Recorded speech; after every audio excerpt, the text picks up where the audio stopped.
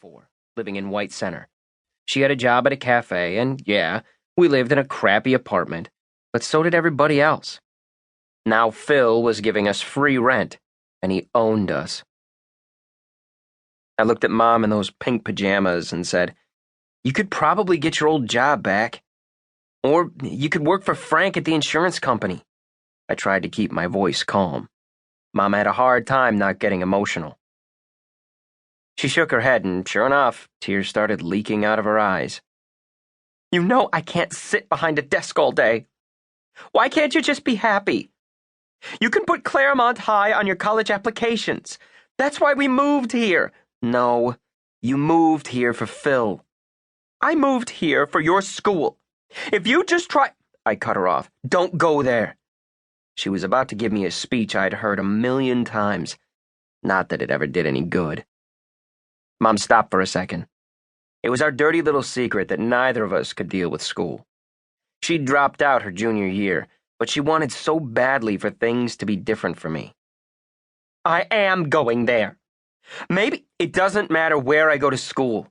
It's not going to change anything." Mom wiped her eyes with the back of her hand. "Well, I don't agree with you. And you need to stop treating Phil this way. He owns this house." My stomach twisted. I looked around my room. 4 white walls, a particle board desk, and a bed. I hadn't even put up posters. That's how much I hated living on Phil's turf. "Can you at least try to be nicer to him?"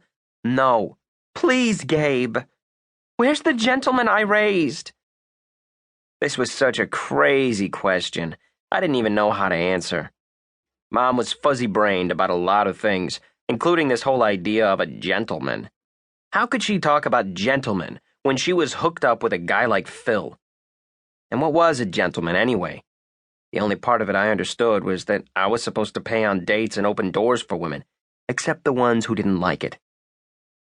"Okay," I said to make her stop crying.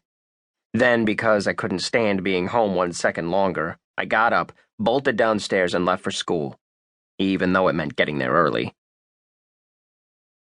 Claremont High was a training camp for rich people. It was a shock the first time I saw it. The floors were always clean, and there were twisted metal statues in the stairwells and big windows showing buzz-cut grass outside. The ceilings went up forever with cool beams and pipes at the top. Every classroom was tricked out with ceiling speakers, smart boards, and MacBooks, but most kids brought their own laptops or pads. Now, 2 weeks in, it was starting to feel normal.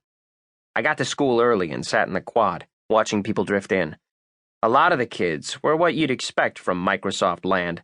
Pulses ticking like bombs under their Abercrombie, all "I'm gonna beat you to Stanford and Silicon Valley and Googleplex." But there were plenty of others, too.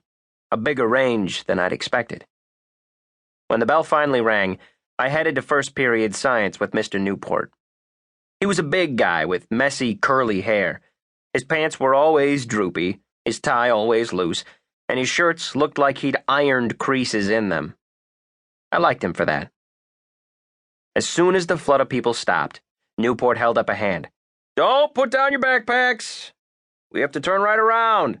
The Microsoft Orchestra back-to-school concert is today." Microsoft Orchestra? I ended up in line next to Kyle Butler and Forrest Lexington, who ruled the school, along with their boy, Matt Chen. Kyle was a typical high school king.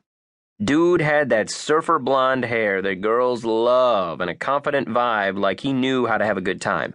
Plus, he drove a Jag and dated Erin Fullman, the hottest girl in school. I think he was a rower. Forrest was harder to peg, but he was wicked smart and could talk circles around the teachers. I kind of liked him, for no good reason. We headed downstairs to the auditorium and sat in the stadium seating, big, fat, plushed-out chairs like at the Cineplex. Kyle and Forrest broke out their phones and started texting. On my other side was an Asian guy plugged into a Kindle. I wondered what my boys back at Jefferson were doing. Probably lighting blunts in the bathroom or texting through Hazel Grove's class. Maybe still at home sleeping. I wanted to make some guy friends at Claremont, but that takes time.